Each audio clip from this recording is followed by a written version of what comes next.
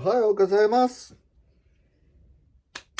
Good afternoon, one and all, and welcome to today's sort of Naruse a Day review. What I thought would be interesting to throw in as part of this retrospective, this personal retrospective of Naruse's films, would be to have a look at some of those works in Japanese cinema that in some ways echo or mirror or bounce off Naruse's work. One of the things that is particularly interesting about Naruse, which I think we don't see to the same degree with the other so-called three great masters of Golden Age classical Japanese cinema, namely Kurosawa Akira, Mizoguchi Kenji, and Ozu Yasujiro,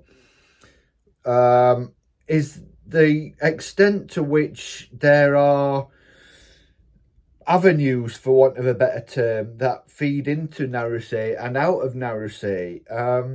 He is a director who I think has his own style, he has his own signature, but it's not quite so far removed from those around him, from different films, filmmakers, eras, genres, as can be at least the works of his Golden Age contemporaries, or perceived Golden Age contemporaries. I don't think this is in any way an evaluative criterion. I'm not suggesting that Naruse is better or more interesting than those directors because of this. It's just something that my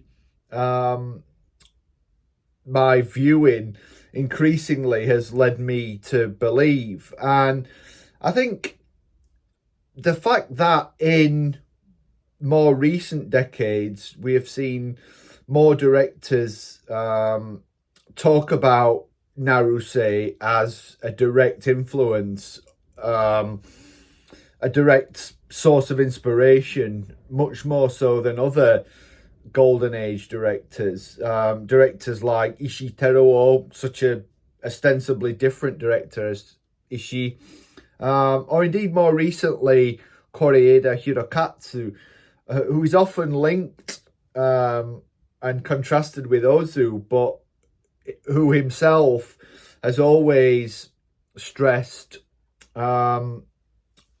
he is much more like Naruse and much more inspired by and influenced by Naruse. So he feels a little bit more, let me say, for want of a better term, grounded in Japanese cinema, in the sort of continuity of Japanese cinema, if we can talk about such a thing, in various eras of Japanese cinema.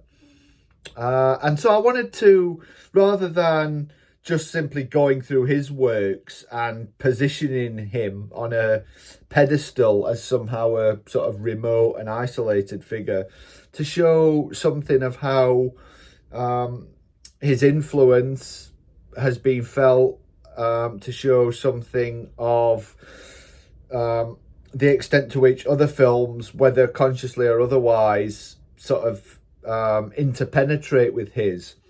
I'm going to do this subsequently with a look at walking in Japanese cinema, walking as a motif. And this is something that one immediately can relate back to Koreeda and a film like Still Walking. But what I thought would be interesting and sort of sly of me here would be to point out a director and certainly a film here to review that would seem on the surface to have little truck with anything by Naruse. So, to wit, Masumura Yasuzo's Play It Cool, a 1970 drama by a director who, as I said, on the surface at least, has little in common with Naruse, but I think whose work at times presents something of a mirror image of the director of, such films as Flowing, Repast, Sudden Rain, such films about female strife and struggle and problematic subjectivity. So, with this in mind, I suggest and humbly present to you Play It Cool.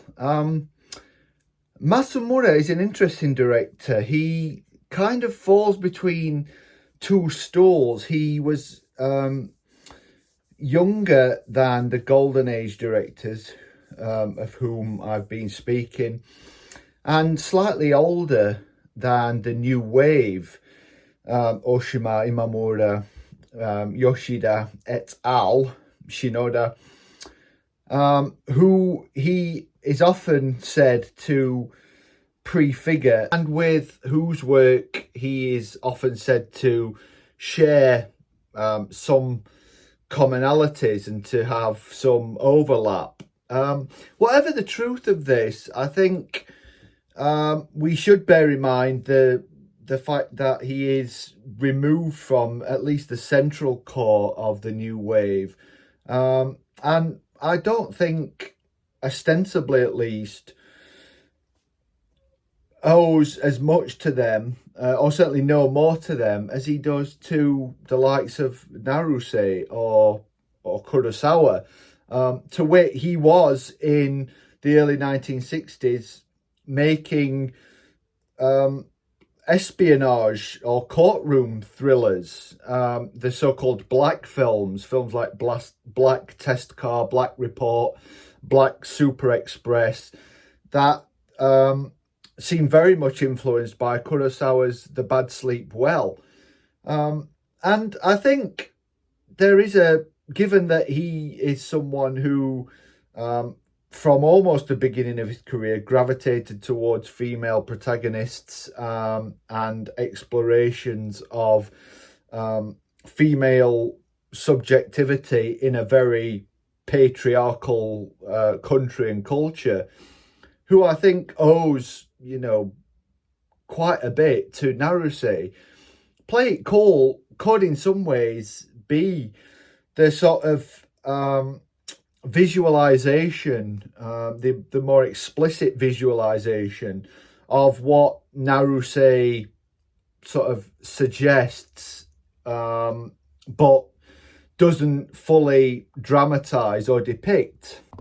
It's a film about a young girl, late teens, 19, 20 years old, who has a very problematic home life. She never knew her father. Her mother is a bar hostess who is perennially drunk, perennially giving herself to the wrong kind of man. And when one of these men, her latest partner, rapes the protagonist, Yumi, there is an altercation that sees Yumi's mother kill said man, said rapist, and be sent to prison. After which Yumi feels that she has to make her way in the world in order to provide a sort of nest egg for her mother, who she feels has sort of sacrificed herself for her daughter's betterment and good. So she takes up with a woman who sets her up as a bar hostess, and various trials and tribulations see her working for someone with whom she falls in love, a bar owner, a former lawyer, and becoming the mistress, the very highly paid mistress of said lawyer and bar owner's sort of mentor, if you like. And sporadically she visits her mom in prison, and this sort of has a dual function in the film. Her mother's well-being on being released in the future from prison, and her mother's good graces are something that she strives towards, but she constantly feels held back by the fact that having a mother who is serving time for murder would hinder any potentially fruitful marriage, any real meaningful emotional connection that she could make with a man. So she kind of forecloses this. She's very open about her feelings towards the bar owner, but at the same time, she is rather quick, perhaps too quick and abrupt, in foreclosing potential relationships such as the one with the bar owner, because of this aspect of her past. Perhaps it's something that she feels is also a part of her character, that she may well be compromised, she may well be put into a position where she has to behave as her mother behaved. So there's I don't want to say attraction, repulsion, but there is a sense in which she clings to her mom at the same time as perhaps rejecting or attempting to prefigure and to reject any sense that she could become a person like her mom and act in a way that her mom acted. So what is fascinating here with Naruse in mind is this sense of a female lineage where the women have to, in a sense, certainly the familial women, the related women, the mother and daughter, have to band together against a wider sort of patriarchal culture, at the same time as being compromised in their actions because of the way that that culture has already kind of infested their lives, so to speak. There are several Naruse films that this rhymes with. I think Lightning, which centres on a very problematic relationship between a series of daughters of one mother, is a particular case in point. I've reviewed Lightning, so go back and have a look at what I said about that film. And I think there is a very interesting comparison to be made between Play It Cool and that particular Naruse film. I think in his career, this was a time when Masumura was trying to examine and critically interrogate aspects of Japanese society. So again, from that point of view, I think there is a broad consonance with Naruse. It's just that Masumura was drawn to some more explicit and more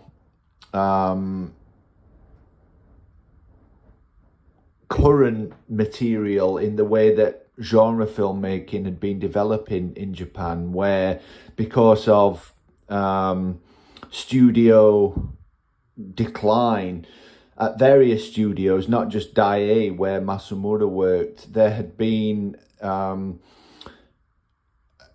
openness to different types of artistic expression, and this had led, partly because of the new wave, to a new sexual frankness and explicitness, to the production of eroguro films, erotic and grotesque films, and Masumura, as someone who had been critical of the Japanese state, I think was drawn to this kind of material because it offered a different register in which to engage with female subjectivity.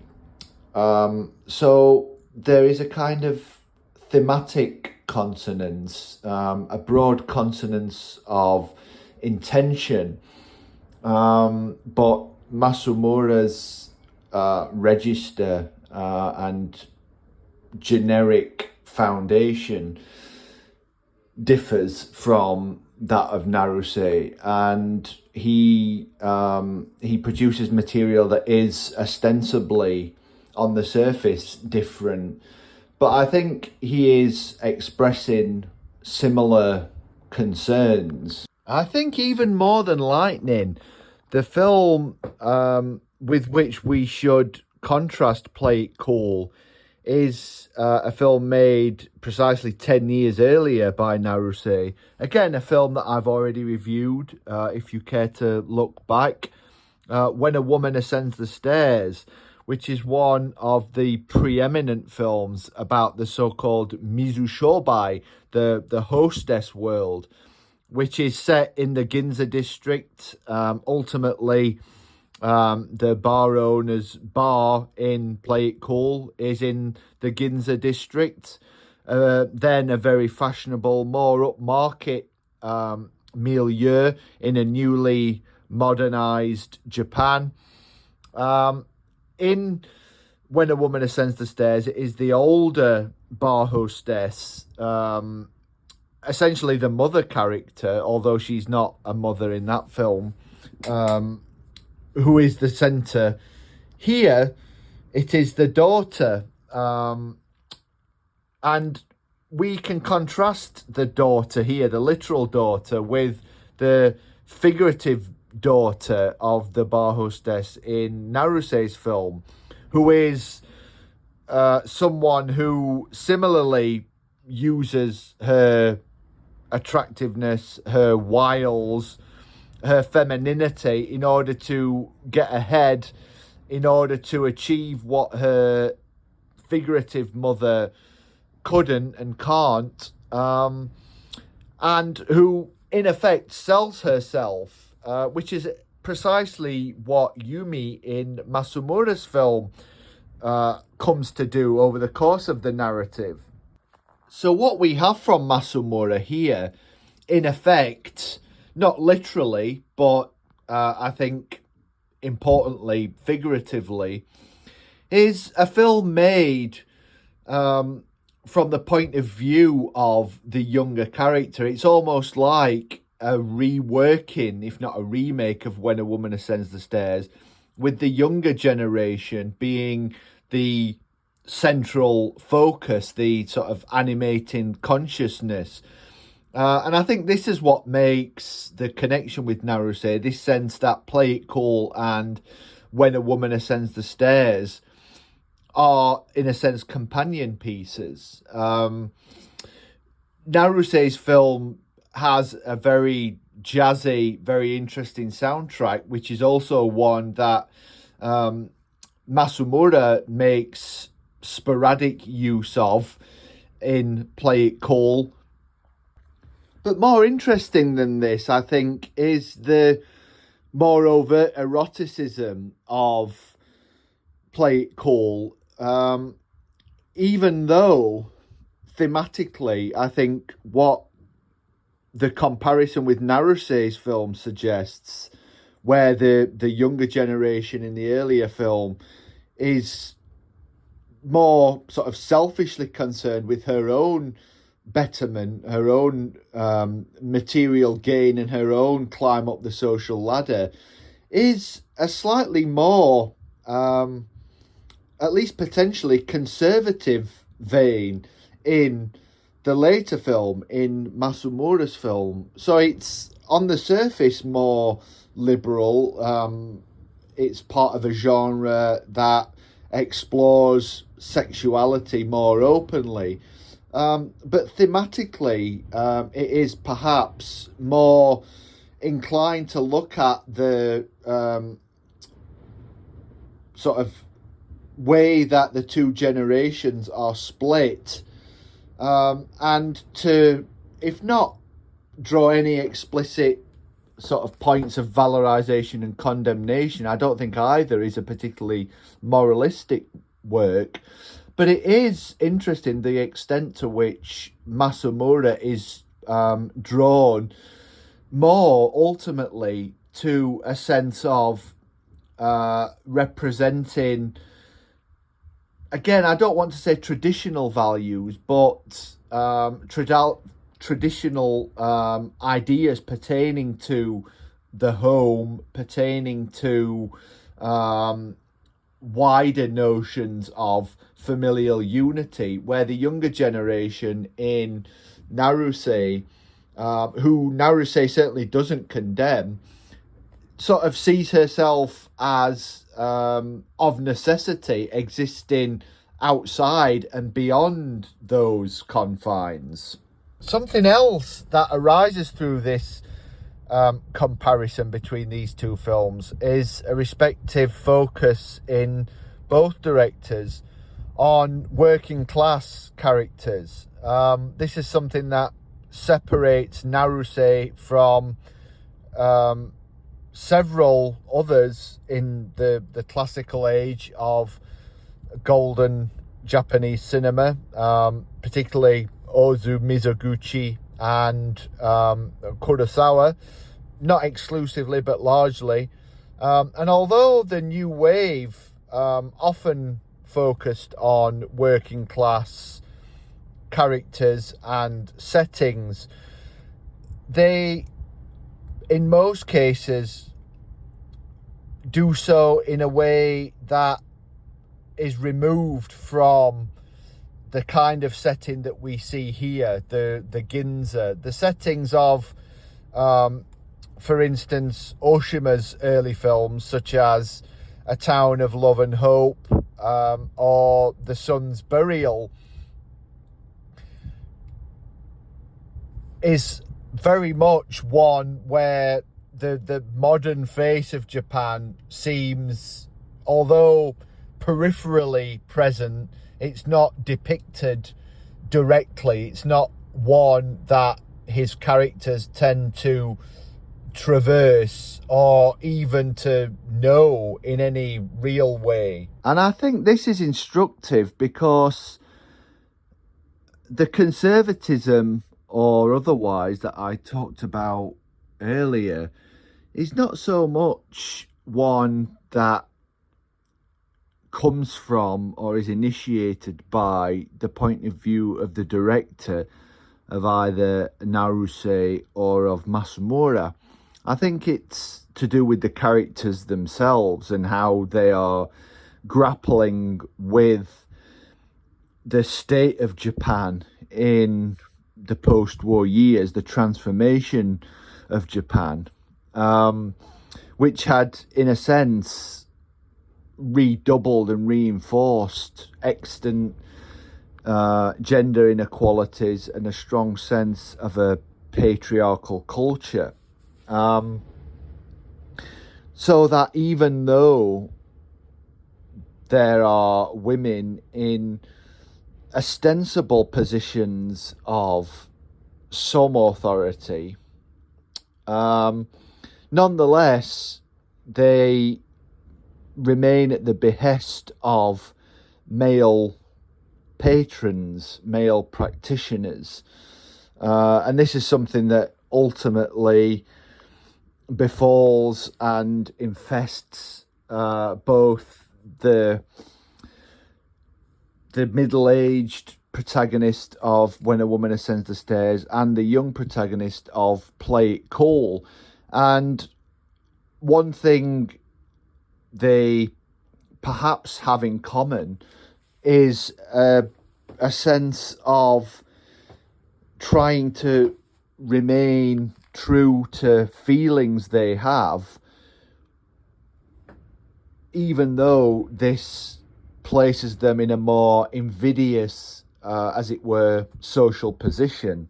So with this in mind, there is a constant slippage between what these women want, what they need, and who they feel themselves to be. They have to perform, as it were, and they have to play out roles that are variously assigned to them and or that they undertake. And I think this is one of the features of both Naruse and Masumura that could be said to link them.